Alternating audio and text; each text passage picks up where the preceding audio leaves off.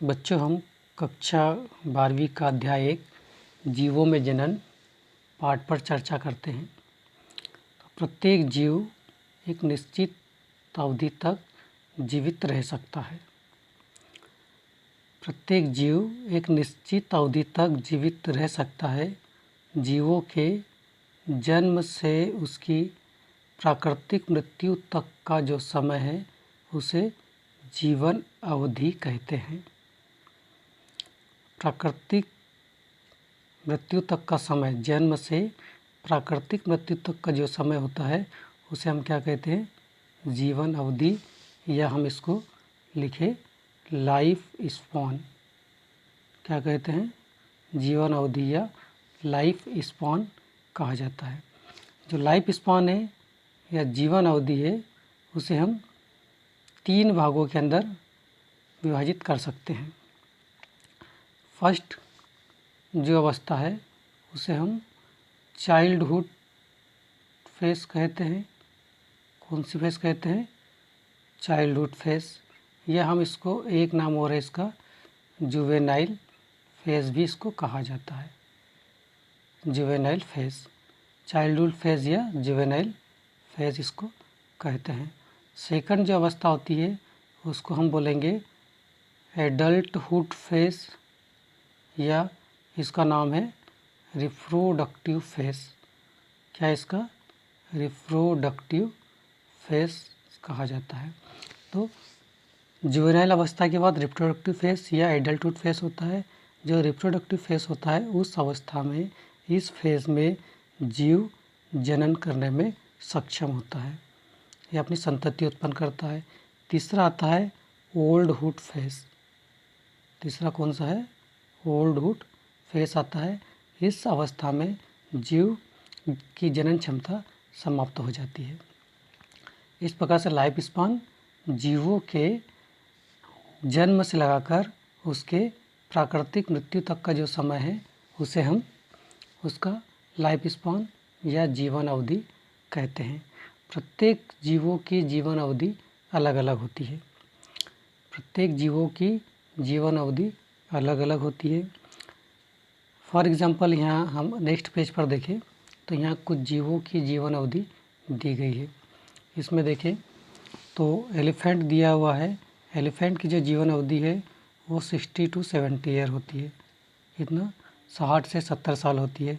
गुलाब जो है उसकी 5 to 7 ईयर इसकी जीवन अवधि होती है। डॉग की 20 से 30 साल तक इसकी जीवन अवधि होती है।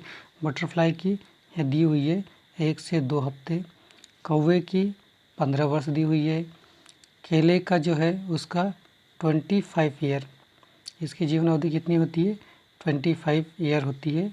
और गाय की अप्रॉक्सीमेटली 20 से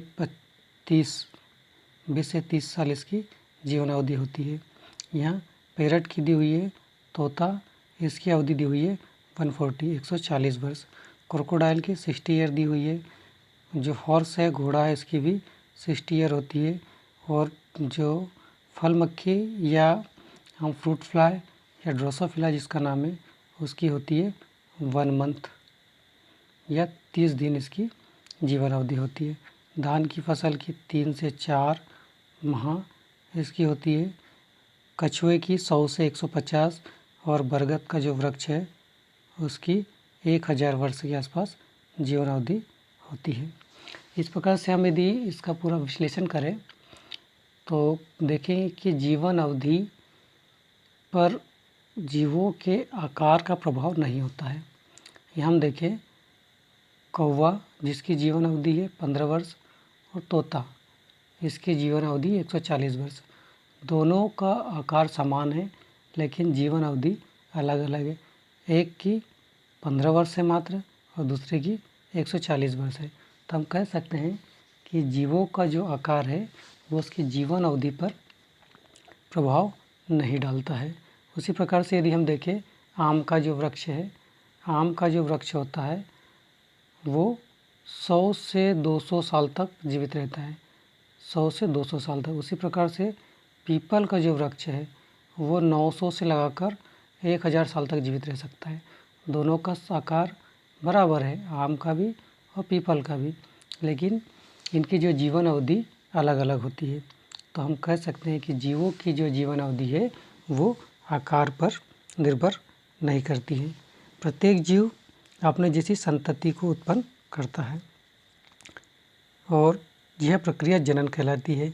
हम जीवों में यदि जनन को परिभाषित करने की बात करें तो जीवों में जनन एक जीव वैज्ञानिक प्रक्रम होता है।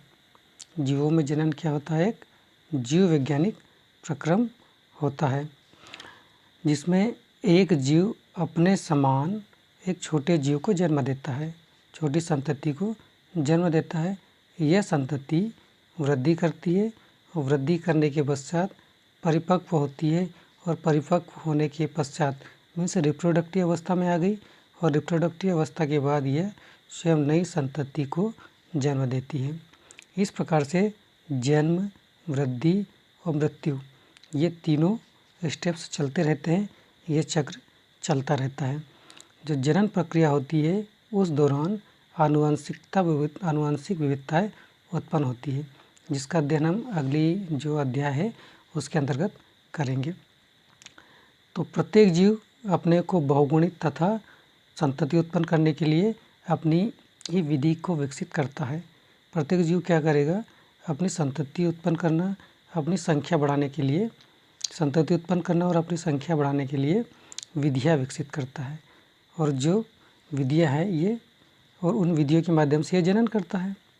तो जो विधियाँ हैं यह जनन प्रक्रिया है वो इनके वास स्थान, उसके शरीर की आंतरिक शरीर क्रिया विज्ञान या फिजियोलॉजी, उसका हैबिटेट, उसका फिजियोलॉजी तथा अन्य कई फैक्टरों का सामूहिक परिणाम होती है।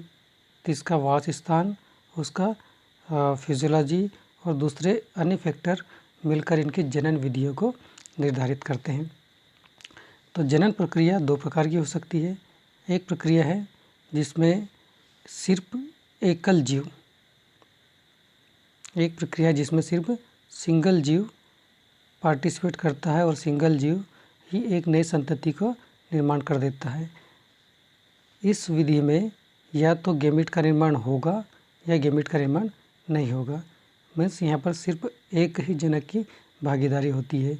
यह जनन प्रक्रिया अलैंगिक जनन कहलाता है, जिसमें सिर्फ एक ही जीव गैमीट के साथ या बिना गैमीट के अगली संतति को या नई संतति को उत्पन्न कर सकता है। इसे हम अलैंगिक जनन कहेंगे। दूसरा आता है कि जब दो जनक विपरीत लिंग वाले जनन प्रक्रिया में भाग लेते हैं। इसमें नर और मादा युग्मकों का निर्माण होता है। नर युग्मक और मादा युग्मक का निर्माण होगा। ये युग्मक आपस में संयुग्मित होकर फर्टिलाइज होकर जायगोट का निर्माण करेंगे और उसके पश्चात उस जायगोट से नए जीव का निर्माण होगा। तो यह प्रक्रिया लैंगिक जनन कहलाती है। यदि यहाँ पर हम डिफरेंस करें इनमें कि लैंगिक जनन और अलैंगिक जनन में क्या डिफरेंस है, तो लैंगिक जनन के लिए गैमीट का निर्माण होना आवश्यक होता है। मुख्य जो अंतर है, लैंगिक जनन के लिए गैमीट का निर्माण होना आवश्यक होता है और अलैंगिक जनन में गैमीट का निर्माण होना आवश्यक नहीं होता है। लैंगिक जनन में दो पेरेंट्स पार्टिसिपेट करते हैं, नर और मादा। अलैंगिक जनन में जरूरी नहीं होता कि दो पेरेंट्स पार्टिसिपेट करें, इसमें केवल और केवल एक ही पेरेंट्स के द्वारा जनन प्रक्रिया पूर्ण की जाती है। इस प्रकार से लैंगिक और अलैंगिक जनन के बारे में हमने देखा है। अब हम इसको अलैंगिक जनन और लैंगिक जनन के बारे में विस्तार से देखेंगे।